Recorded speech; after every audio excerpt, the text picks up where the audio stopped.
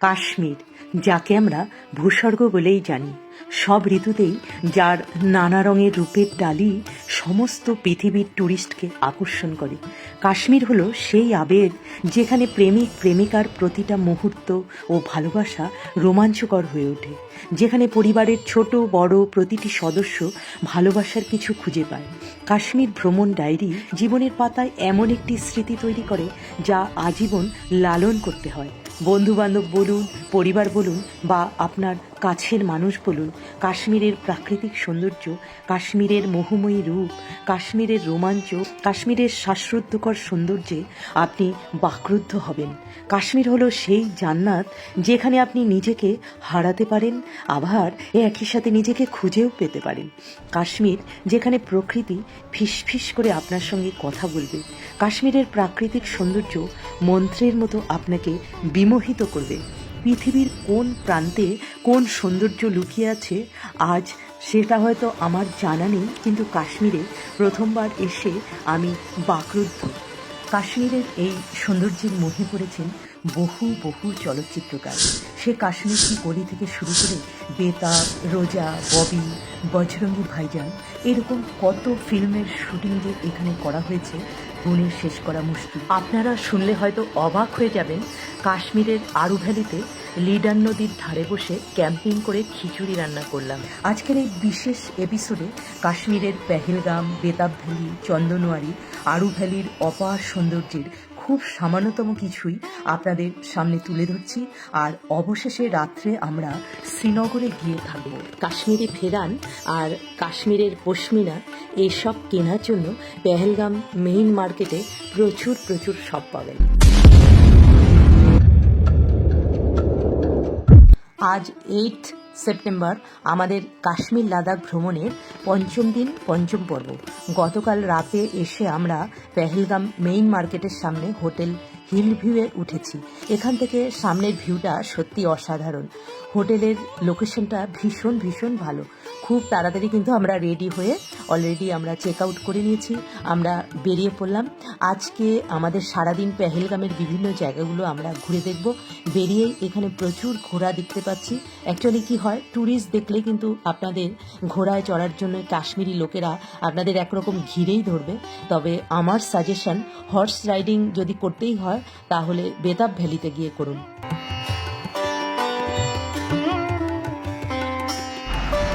আমাদের হোটেলের সামনে মেইন রোড, সামনেই পেট্রোল পাম্প, আর একটু এগোলেই মেইন পেহেলগাম মার্কেট।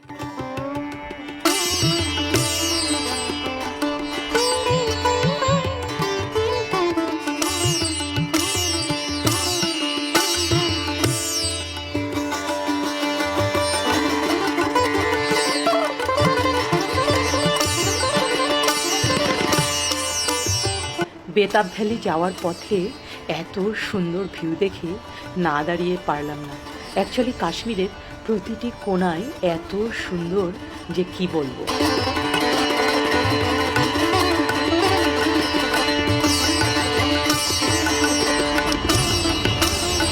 চন্দনওয়ারি থেকে শেষনাগ নদী নেমে এসছে। এই হচ্ছে শেষনাগ নদী, আর আমার এই পাশ দিয়ে হচ্ছে লিডার নদী।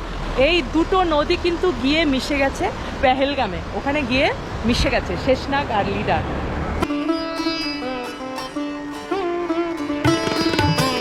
কাশ্মীরের বেতাব ভ্যালি চলে এসছি কিন্তু বেতাব ভ্যালিতে। তা এখানে 100 টাকা করে টিকিট কেটে এখানে ঢুকতে হলো। আর এখানে এসেই এরকম সুন্দর পাশ দিয়ে জল বয়ে চলেছে, আর এইরকম পাহাড়, আমি কি বলবো, সত্যি আমি বাকরুদ্ধ। কিছু বলার নেই। এখানে শুধু মনে হচ্ছে যেন শুধু দেখি আর দেখি।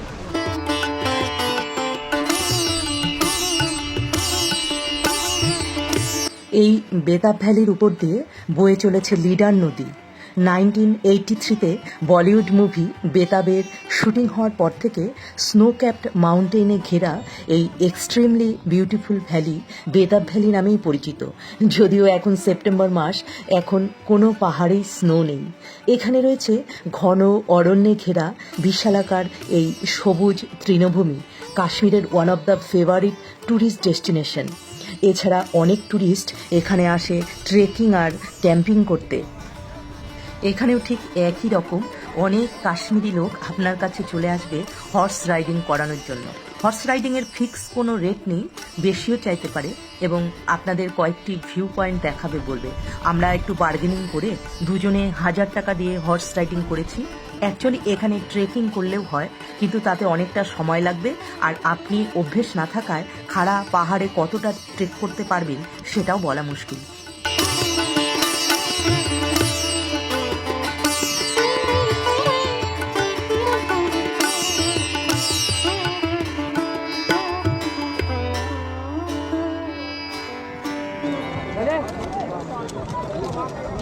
চিরঞ্জিত হর্স রাইডিং করতে খুব একটা ইচ্ছুক ছিল না। লিটারেলি এখানে এসে হর্স রাইডিং না করলে এখানকার হিমালয়ান বিউটি আর অ্যাডভেঞ্চার দুটোই মিস করতে হবে। তবে সেফটি দেখতে হবে, সবার আগে সেফটি। একটু ভয় ভয় করছিল। এই রিভার সাইড থেকেই হর্স রাইডিং শুরু হয়, নদীর মাঝখান দিয়ে ঘোড়া আমাদের নিয়ে চলছে। আমার তো নিজেকে সুইট 16 মনে হচ্ছে।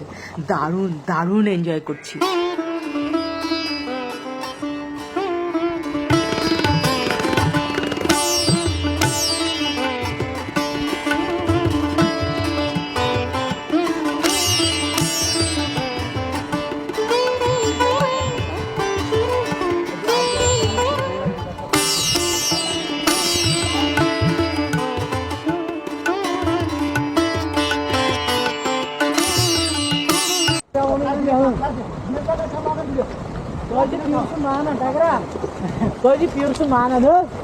এই জায়গাতেই নাকি জব হাম জওয়া হোঙ্গে গানটি শুট করা হয়েছে।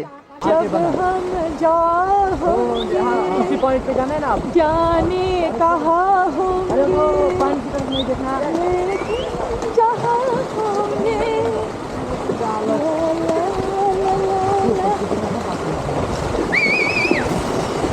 जब हम जवान होंगे। करो हमके साथ। लेकिन जहाँ होंगे करेंगे करेंगे। जब हम जवान होंगे, फिर एक बार जवान होना पड़ेगा,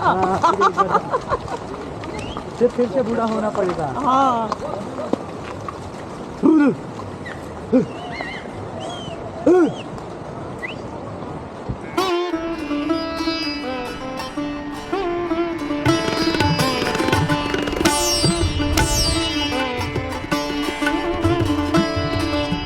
বেতাব ভ্যালি, যে পয়েন্টটার নাম হচ্ছে বজরঙ্গি ভাইজান, মানে বজরঙ্গি ভাইজান সিনেমার শুটিং কিন্তু এখানেই হয়েছিল।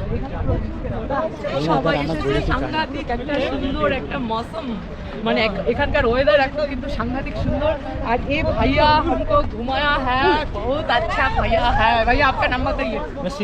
हाँ अच्छा, ये भैया आप आइएगा तो ये भैया का घोड़े पे चढ़िएगा, बहुत अच्छा करके हमको घुमाया है। थैंक यू भैया।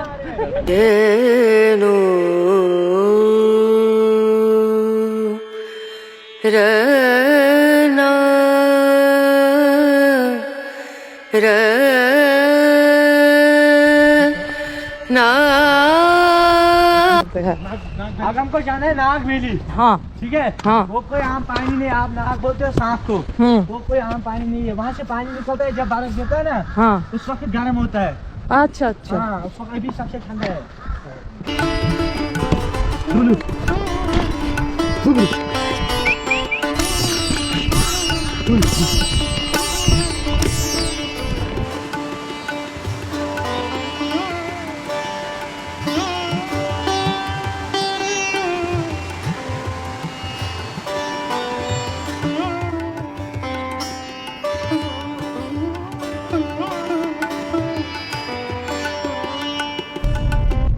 ডান দিকের ভিউটা অসম্ভব সুন্দর, মানে পাহেলগাম থেকে বেতাব ভ্যালি আর বেতাব ভ্যালি থেকে চন্দনারি। এই বেতাব ভ্যালি থেকে যখন চন্দনারি যাচ্ছি তখন যে ভিউটা, সেই ভিউটা হচ্ছে এই ভিউটা।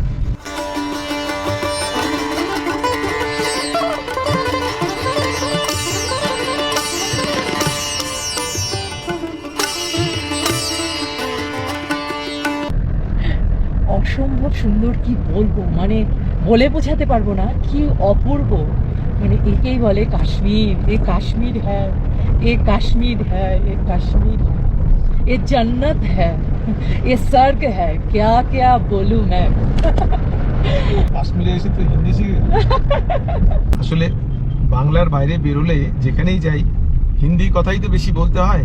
তো এখানে কাশ্মীরে এসেও সব কথা হিন্দিতেই বলতে হচ্ছে সবার সাথে, কিন্তু সেই হিন্দি তো বোঝানোর জন্য হিন্দি, শুদ্ধ হিন্দি তো আর আমরা বলতে পারি না। আমাদের হিন্দির মধ্যে বাংলাই চলে আসে বেশি, অনেকটা ওই যে সাবিত্রী চট্টোপাধ্যায়ের সেই সিনেমাটার মধ্যে, মানে বাংলা আর হিন্দি মিক্সড হয়ে যায়।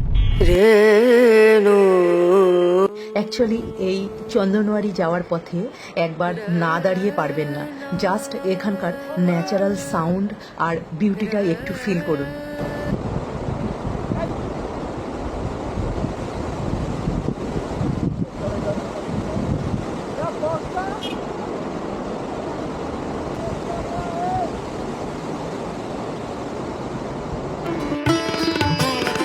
চন্দনওয়ারি এখান থেকে আর 5 কিলোমিটার।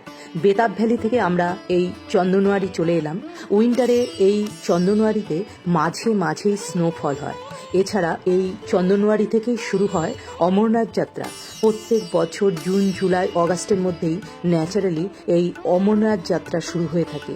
এই দেখুন এখানে অমরনাথ যাত্রার স্টার্টিং পয়েন্ট, গেট টেট করাও রয়েছে, এখন একদমই ফাঁকা।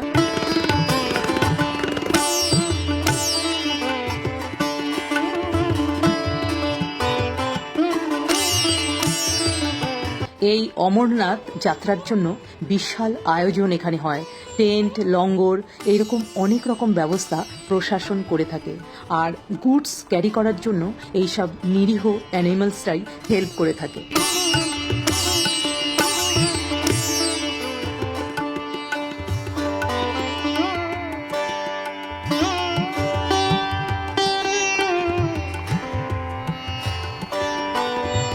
কি সুন্দর এই দৃশ্য না?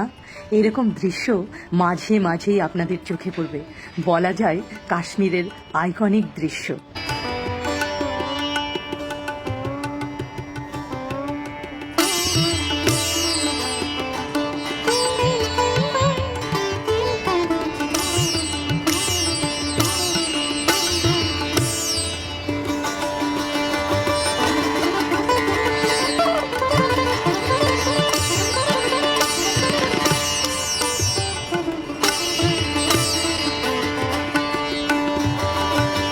অপূর্ব, এ এক স্বর্গীয় অনুভূতি। চন্দনওয়ারিতে এই যে স্রোতস্বিনী জলধারা চলে এসেছে শেষনাগ থেকে, আর বিপুল উদ্যমে পাহাড়ের কোল ঘেঁষে এগিয়ে চলছে। পেহেলগামে গিয়ে মিলিত হয়েছে লিডার নদীর সঙ্গে।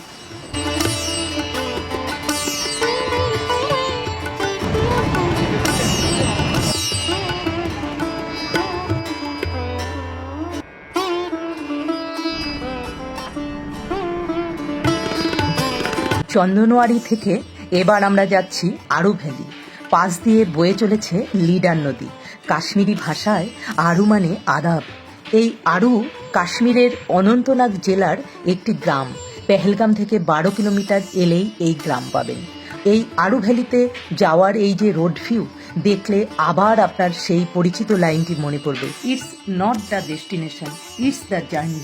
আজকে সানডে, লিডার নদীর ধারে প্রচুর প্রচুর অ্যাডভেঞ্চার প্রিয় মানুষজন, শুধুমাত্র ট্যুরিস্ট নয়, লোকালসরাও কিন্তু এখানে রান্নাবান্না করছে, কেউ বা খাবার নিয়ে এসেছে, কেউ বা রিল্যাক্স করছে।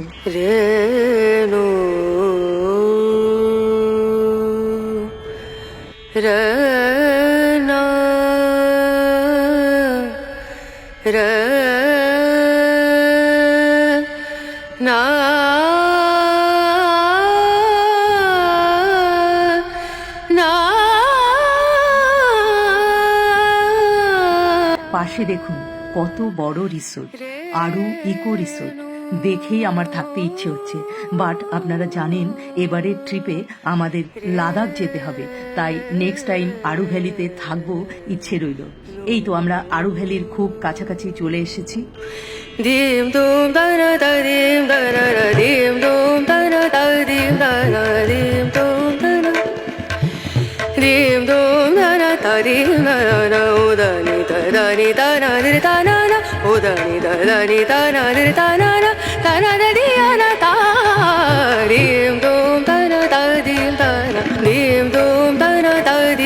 tanadim tum tana tanadim tana tanadim tana tanadim tana tanadim tana tana tadiyana diyana tana tanadim tana tanadim tana tana tadiyana diyana tana actually আমরা সারা দিন এত বিজি ছিলাম যে আমাদের খাওয়া দাওয়া সেইভাবে হয়নি। টুকটাক আমাদের কাছে যা ছিল আমরা খেয়ে নিয়েছি। আর তার মধ্যে এখানে আসার পরে আরু ভ্যালিতে আমরা দেখলাম অনেকেই এইভাবে ক্যাম্পিং করে রান্না করছে। তা আমরা কিন্তু বসে গেলাম এইবার আরু ভ্যালিতে লিডার নদীর সামনে এইভাবে ক্যাম্পিং করে রান্না বান্না করতে।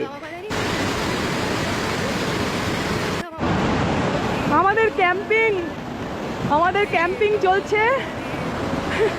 কি কিছু বলবে তুমি? কোথায় ক্যাম্পিং করছো তুমি? এটা পাহেলগাম থেকে আমরা আরু ভ্যালি সিটি পড়ছে, সিটি আরু ভ্যালি, পাহেলগাম থেকে আরু ভ্যালিতে এসে লিডার নদীর তীরে হচ্ছে আমাদের ক্যাম্পিং আছে। আচ্ছা ধরো আমার খিচুড়ি নামাতে হবে, এবার আমাকে খিচুড়ি হয়ে গেছে, এবার আমাকে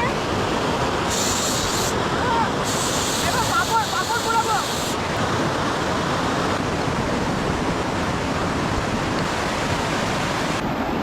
কি লবণ টবণ ঠিক হয়েছে?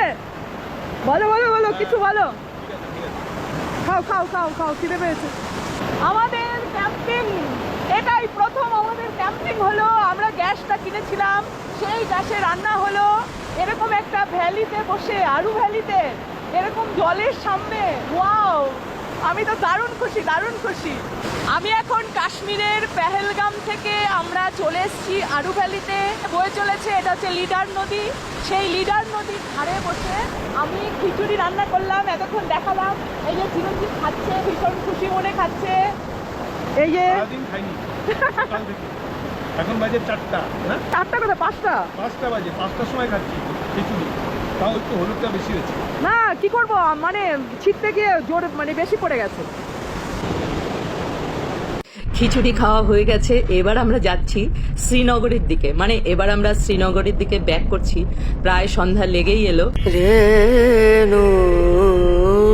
আরু ভ্যালি থেকে ব্যাক করার সময় এইখানে আমরা দেখলাম একটা camping site, eco friendly camping site. এখানকার ফোন নাম্বার স্ক্রিনে দিয়ে দিলাম। এখানে এক একটা ক্যাম্পে থাকার জন্য 500 টাকা করে রেট বলেছিল, কিন্তু আমরা থাকবো ভেবেছিলাম, কিন্তু শ্রীনগরে যাব বলে আমাদের আর থাকা হলো না। আর এরকম আপেল দেখুন, কাশ্মীরে আসার পরে এই প্রথম আপেল দেখলাম। সন্ধ্যা লেগে গেছে, একটা আপেল গার্ডেনের মধ্যে একটু আপেলের ছবি তুলে বেরিয়ে এলাম। রাত 9টায় এসে পৌঁছালাম শ্রীনগরের ডাল লেকের ধারে আমাদের এই হোটেলে। Hotel silver okay, Nishatbagh, tariff এখানকার 2200 টাকা। হোটেল ভীষণ ভালো, পরিষ্কার পরিচ্ছন্ন, তবে লোকেশনটা একটু ন্যারো রোডে। খুব টায়ার্ড আমরা। Stay tune for the next. Bye bye.